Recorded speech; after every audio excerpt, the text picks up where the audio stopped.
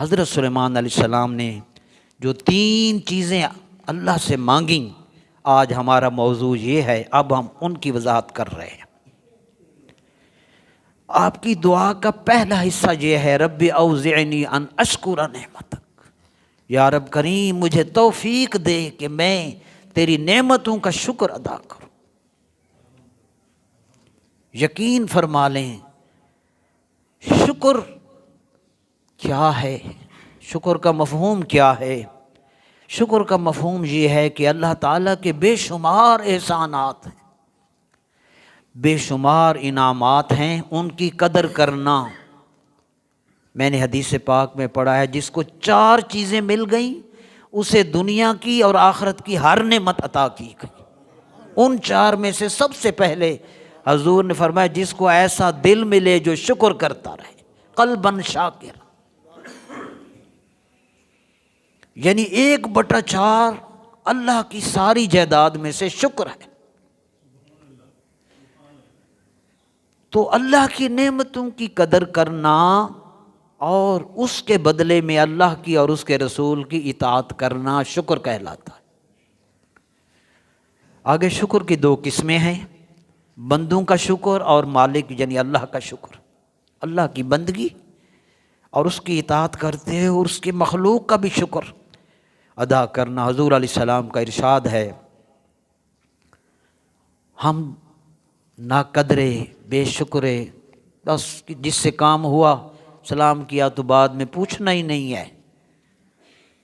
نہیں، ایسا نہیں ہے۔ اپنے استاد کا، دوستوں کا، رشتہ داروں کا، اللہ کی جس سے بھی تھوڑا سا بھی کسی نے اگر بھلائی کی ہو اس کا شکریہ ادا کرنا اتنا اہم ہے کہ آپ نوافل پہ زور بعد میں لگائیں۔ حضور کی حدیث ہے، من لا یشکر الناس لا یشکر اللہ، جو لوگوں کا شکر ادا نہیں کرتا وہ اللہ کا شکر ادا نہیں کرتا۔ اللہ اپنا شکر تب قبول کرے گا جب مخلوق کا بھی شکر ادا کرے۔ اور چونکہ آپ جانتے ہیں اس کائنات میں اللہ رسول کے بعد انسان پر اپنے ماں باپ کی بڑی محنت اور بڑے ان کے احسانات ہوتے ہیں۔ اللہ رب العالمین نے سورہ لقمان کے اندر والدین کے ساتھ انسان کو احسان کرنے کا تاکیدی حکم دیا، سٹریس کیا، زور دیا، تاکید فرمائی، انسان کو تاکید سے حکم دیا۔ وَوَصَّيْنَا الْإِنسَانَ بِوَالِدَيْهِ، ہم نے تاکید کے ساتھ انسان کو حکم دیا۔ آگے والدہ کی خدمات کا ذکر ہے۔ اللہ نے قرآن شریف میں فرمایا، اور آپ کو یہ سن کر حیرت ہوگی کہ اللہ پاک نے اپنے شکر کا اور ماں باپ کے شکر کا اکٹھا ذکر کیا۔ میں لفظ پڑھ رہا ہوں کیونکہ ہم مقصد سمجھنے آتے ہیں۔ اللہ پاک نے اسی سورہ لقمان کی آیت نمبر 14 میں فرمایا، ہم نے انسان کو تاکیداً حکم دیا ہے۔ کیا حکم دیا مالک؟ انشکر لی ولوالدیک، اے بندے ساری زندگی تیرا اہم فریضہ یہ ہے کہ ہمیشہ میرا بھی شکر ادا کرتا رہے، ماں باپ کا بھی شکر ادا کرتا رہے۔ حالانکہ شرک ہو جاتا، شکر اس کا کرتے نہ، اپنے ساتھ ہمارے ماں باپ کو جوڑ دیا۔ انشکر لی، میرا شکر ادا کر، ولوالدیک، اپنی ماں کا بھی اور باپ کا بھی۔ حتیٰ کہ میں نے حدیث شریف میں پڑھا کہ والد کی ناراضگی جب ہوتی ہے اللہ ناراض ہو جاتا ہے۔ سخط الرب فی سخط الوالد، ماں باپ کے ہاتھ اٹھے، پہلے ماں کے باپ کے دونوں کے ہاتھ اٹھے، وہ راضی ہوتے ہیں، اللہ رحمتوں کے در کھولتا ہے، پھر آپ کو سجدے بھی مل جائیں گے، پھر آپ کو رزق بھی مل جائے گا، عزت بھی مل جائے گی، سکون بھی مل جائے گا۔ آپ ان کی آنکھیں ٹھنڈی کریں گے، آپ کی اولاد آپ کی آنکھیں ٹھنڈی کرے گی۔ تو والدین کا شکر ادا کر، اللہ پاک نے حکم دیا۔ اور دوسرا شکر کا فائدہ قرآن شریف میں سورہ ابراہیم کی آیت نمبر 7، اللہ پاک نے فرمایا لئن شکرتم لازیدنکم، اے میرے بندو اگر تم شکر ادا کرتے رہو گے تو میں نعمتیں اضافہ کرتا رہوں گا، نعمتوں میں نعمتیں بڑھاتا جاؤں گا، کبھی کمی نہ دوں گا، تم شکر کرتے جاؤ میں نعمتیں بڑھاتا جاؤں گا۔ یہ تھا شکر، اس لیے پہلا ستون کیا ہے قرآن نظام کا؟ شکر کرنا۔ شکر سے ہمیشہ گردن جھکی رہے، مالک تیرا شکر ہے۔ تکلیف آئی ہے، اس سے بھی زیادہ تکلیف آ سکتی تھی، زبان ہی بند ہو جاتی، کسی کی آنکھ ہی نہیں ہوتی، کسی کے ہاتھ نہیں ہوتے، کوئی ذہنی توازن نہیں صحیح رکھ سکا، کوئی ہاتھ ہلا نہیں سکتا، کسی کا قد اتنا سا ہے، آپ دیکھیں گے نا جب تو اس کی نعمتیں جگہ جگہ آپ کو متوجہ کر رہی ہوں گی کہ نادان تو اپنی طرف دیکھ، میں نے تجھے کتنی نعمتوں سے سرفراز کیا،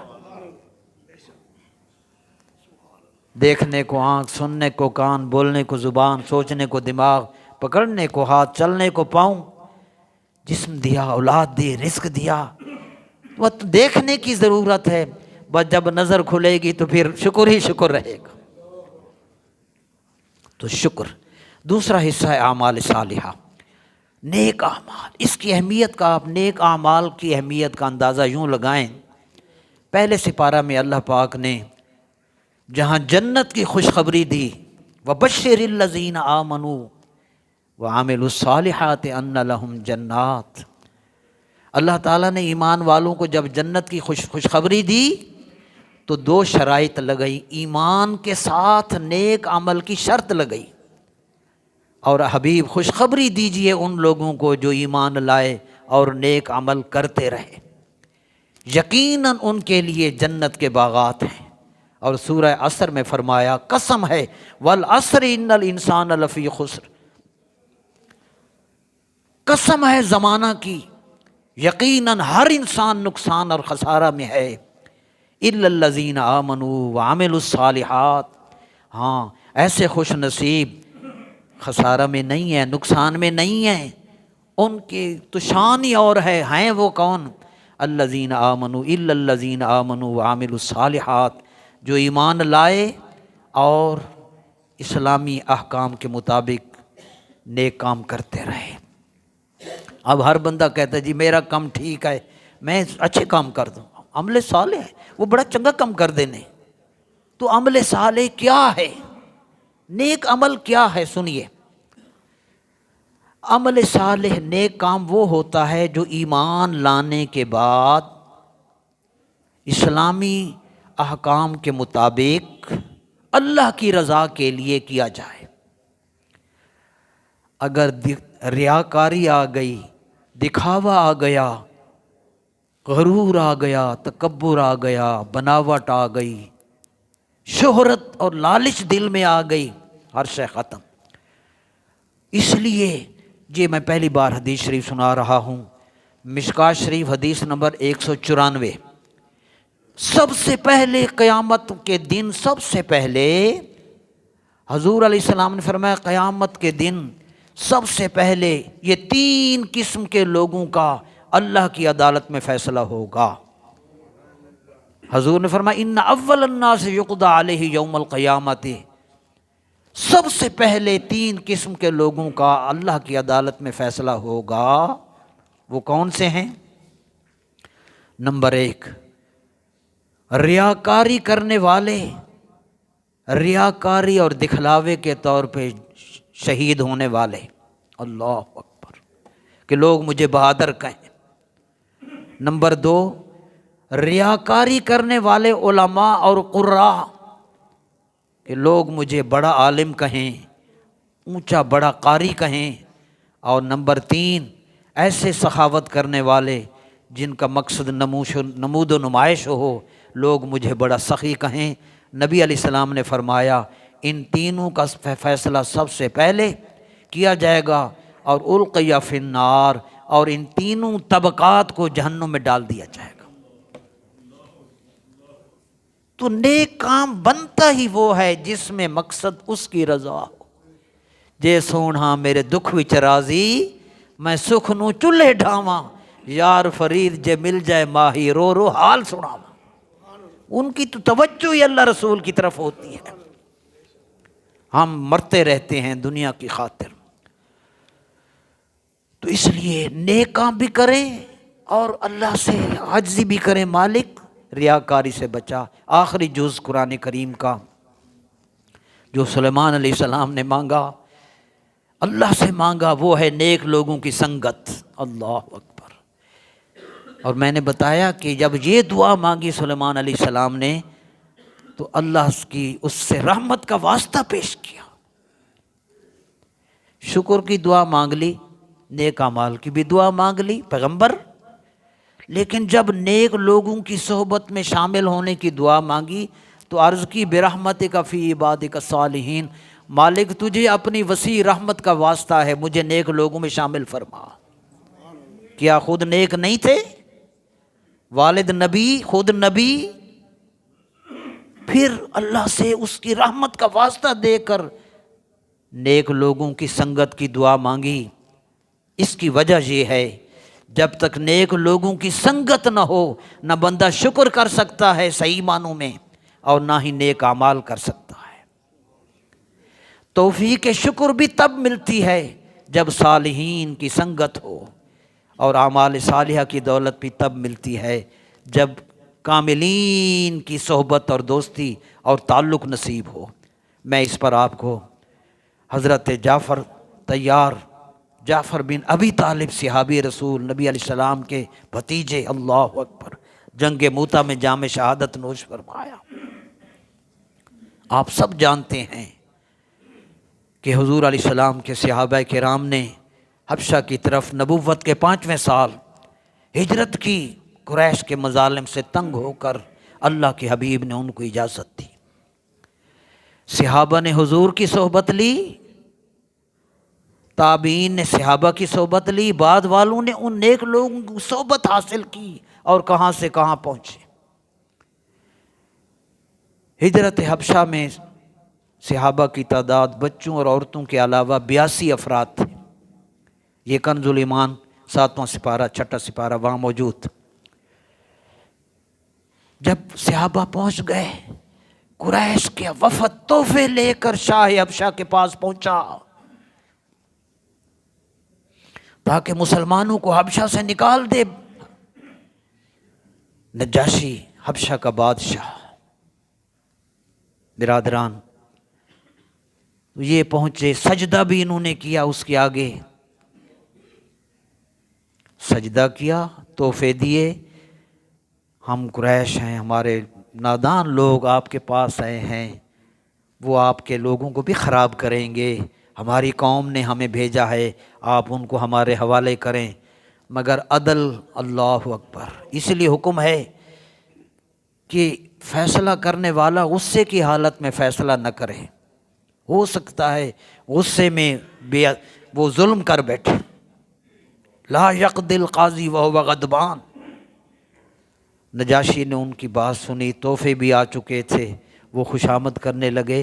نجاشی کا جملہ سنیے، عدل اس کو کہتے ہیں۔ ہم انشاءاللہ آگے عنوان لا رہے ہیں کہ انتخابات میں ووٹ کس کو دینا ہے، قرآنی معیار کیا ہے، انشاءاللہ اگلے جمعے سے شروع کریں گے۔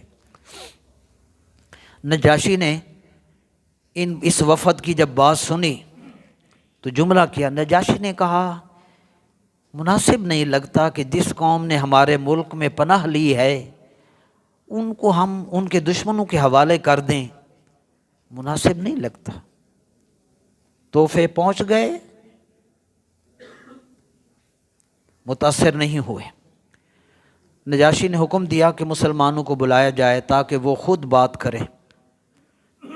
بس قربان جائیں، حضور کے صحابہ بادشاہ کے دربار میں آئے۔ میں کہتا ہوں حضور کے صحابہ اہل بیت کا رنگ ہی اور ہے۔ دعا فرماؤ اللہ ہمیں ان کی محبتیں عطا فرمائے۔ حضور کے میں نے پڑھا ہے مشکاۃ شریف میں کہ جس نے مجھے دیکھا یا جس نے میرے دیکھنے والوں کو دیکھا اسے جہنم کی آگ نہیں چھوئے گی۔ ایسے کوئی معمولی چیز نہیں، میرے آقا کی عظمت بڑی ہے۔ صحابہ کرام تشریف لائے بادشاہ کے دربار میں، پہلا کام سجدہ نہ کیا۔ جب پوچھا لوگوں نے کہ آپ نے سجدہ نہیں کیا، حضرت جعفر طیار رضی اللہ عنہ فرمایا ہم غیر خدا کو سجدہ نہیں کرتے، ہمارے نبی کریم نے ہمیں یہی حکم دیا ہے، ہمیں یہی حکم دیا ہے۔ بادشاہ کے سامنے جا کے اپنے دین کی اشاعت کرنا مسجد میں آسان ہے۔ اقبال نے اسی پر شعر کہا، خیرہ نہ کر سکا مجھے جلوہ دانش فرنگ، سرما ہے میری آنکھ میں خاک مدینہ و نجف۔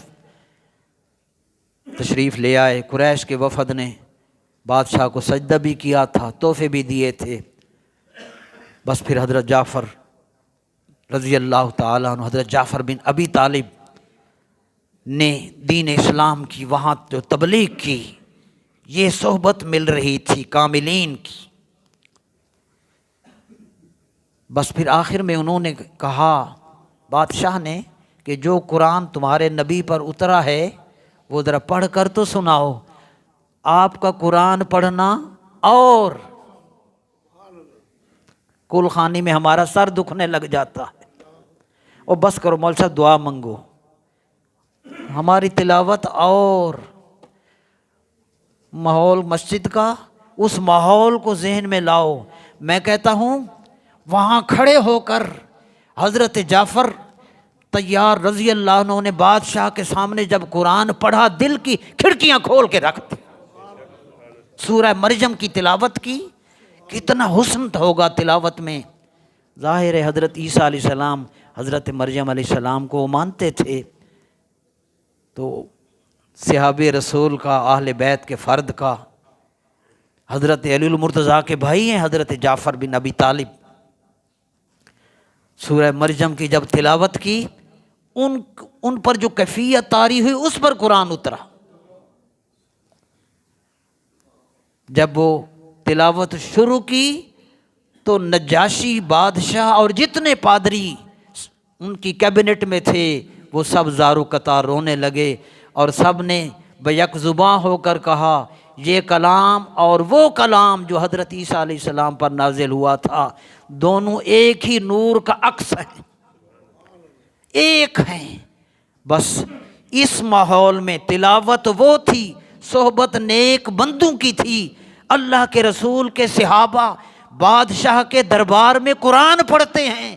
نجاشی نے سب کے سامنے اونچی آواز سے کہا میں گواہی دیتا ہوں محمد اللہ کے رسول ہے۔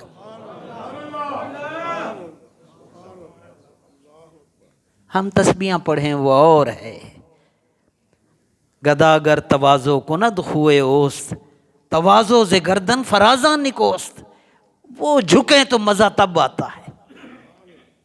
میں گواہی دیتا ہوں کہ محمد صلی اللہ علیہ وسلم اللہ کے رسول ہیں۔ اس کے بعد نجاشی نے قریش کے تحفے واپس کر دیے، ان کو دربار سے نکال دیا۔ یہ اعلان نبوت کا 5واں سال تھا، اور اس پر قرآن شریف اترا، وَإِذَا سَمِعُوا مَا أُنزِلَ إِلَى الرَّسُولِ تَرَىٰ أَعْيُنَهُمْ تَفِيضُ مِنَ الدَّمْعِ مِمَّا عَرَفُوا مِنَ الْحَقِّ۔ جب انہوں نے سنا وہ جو قرآن رسول اللہ پر اترا، تَرَىٰ أَعْيُنَهُمْ تَفِيضُ مِنَ الدَّمْعِ، پڑھنے والے قرآن صحابہ تھے، جب ان پادریوں اور بادشاہ نے، عیسائیوں نے وہ قرآن ان کی زبان سے سنا، تَرَىٰ أَعْيُنَهُمْ تَفِيضُ مِنَ الدَّمْعِ، اے قرآن سننے والے پھر تو دیکھتا کہ ان کی آنکھوں سے آنسو چھم چھم برس رہے تھے۔ کیوں برس رہے تھے؟ ہمیں تو آنسو نہیں آتے، اسی تو کہتے مول صاحب لیٹ تقریر لمبی ہو گئی ہے۔ فرمایا قرآن نے فرمایا وجہ یہ ہے کہ مما عرفوا من الحق، کیونکہ وہ حق کو پہچان چکے تھے۔ اور داتا صاحب نے کشف المحجوب میں لکھا ہے کہ جو شخص اللہ کو پہچان لیتا ہے وہ پھر پوری طاقت سے اللہ کی عبادت کرتا ہے۔